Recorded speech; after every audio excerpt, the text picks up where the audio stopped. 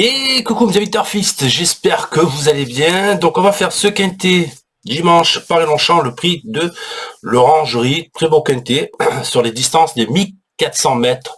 Voilà. Avant d'attaquer, bien sûr, ce pronostic, je compte sur vous pour liker au maximum, c'est en dessous de la vidéo avec le petit pouce, hein, au maximum. Et bien sûr, pour les nouveaux qui découvrent ma chaîne, n'hésitez pas à vous abonner, c'est gratuit, hein, c'est en dessous, la petite cloche, ou alors c'est dans la vidéo en bas à droite, il y a un petit carré là. Abonnez-vous, c'est gratuit pour recevoir, j'allais dire, pratiquement chaque jour mon pronostic pour le lendemain du quintet. J'essaie de faire un pronostic en 6, voilà. J'essaie de penser un peu aux parieurs parce que, comme j'ai dit, je pense surtout sur l'optique, ça sert à rien que je fasse des pronos en 8 si vous ne le faites pas. Voilà. Donc je le fais en 6 avec le regret, le fameux regret qui fait mal parfois.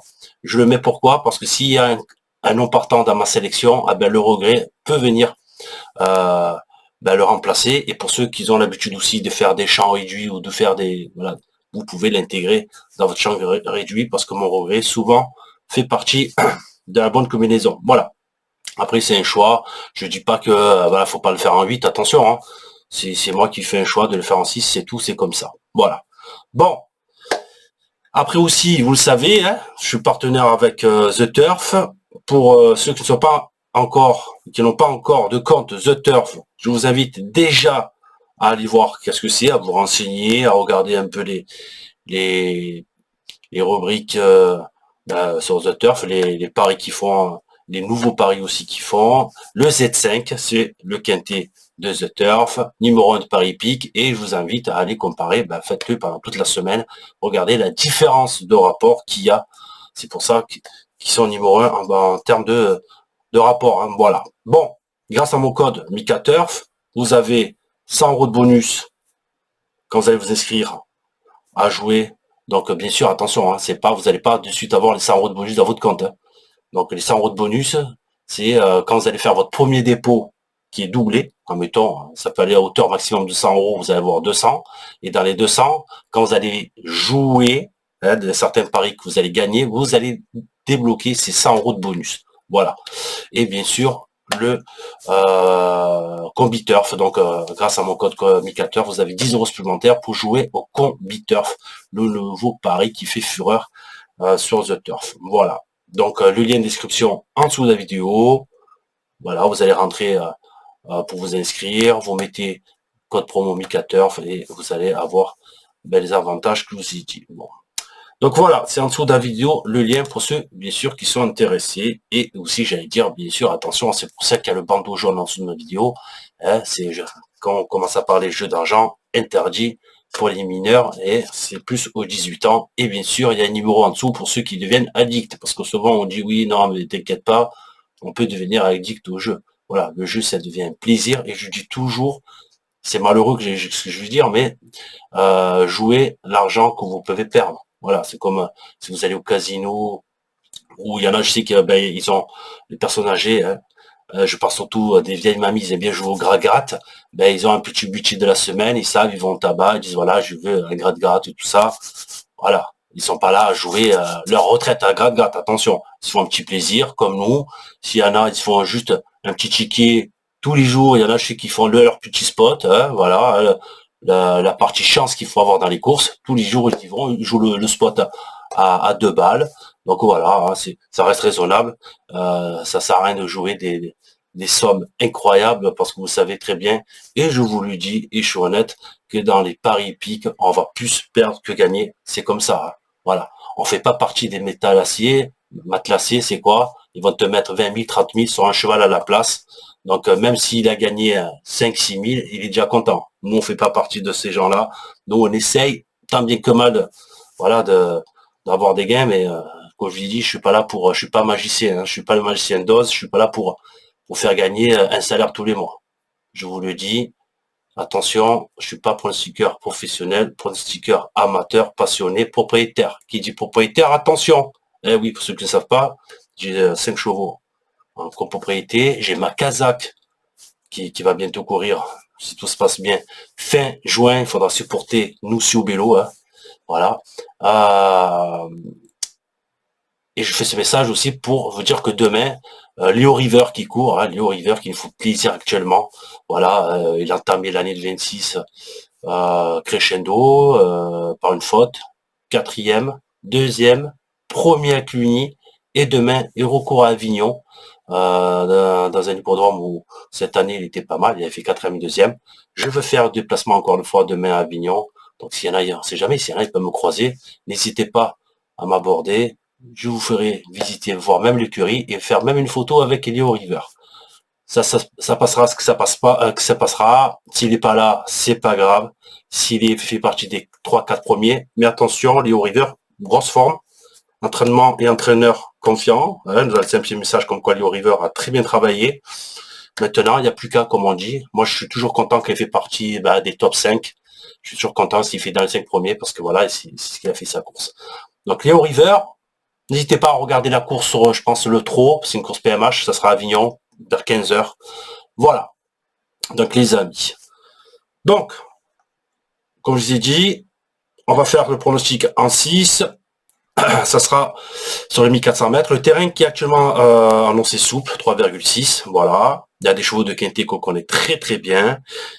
Et on va commencer, les amis. On va commencer par nos deux bases. En tête, on va mettre le 6, Kraskov. Attention à lui, qui a tiré le 5 derrière les stalles.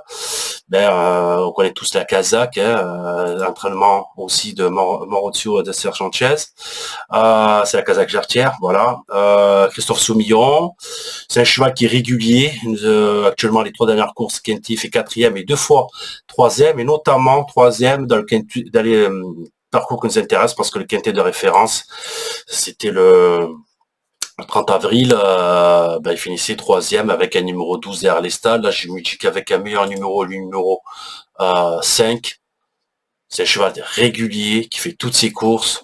Ça semble la base en or. Voilà, moi je le vois gagner, mais c'est pour moi la base en or, c'est-à-dire qu'il doit être parmi les 5 Kershkov. Voilà, donc le 6 en tête. En deuxième position, je veux mettre le 9 No Limit Dream, qui sera monté par Maxime Guillon pour le compte de Gérard Moncé. C'est un tandem qui marche bien.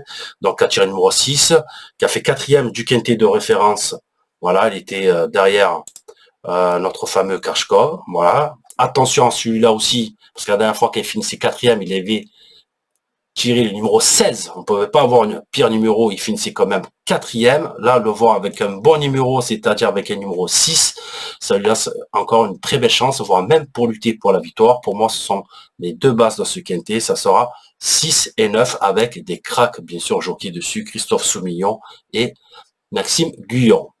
En troisième position, on va mettre le 13, Salala, qui a tiré numéro 2, monté par Michael Barzalona. Donc faites attention quand vous voyez Michael Barzalona avec un petit poids dans les quintets. Souvent ça fait mouche, donc attention à lui. On va le retrouver ici à 37 de valeur. Il faut savoir que c'était un cheval qui courait récemment dans les quintets en 38,5, donc le voir ici à 37 de valeur, c'est bon signe.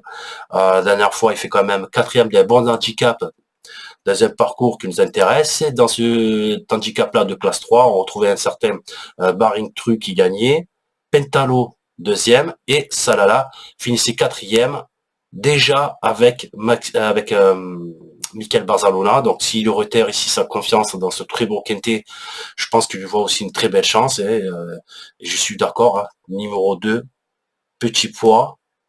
Il nous a montré récemment qui savait très bien faire ce parcours.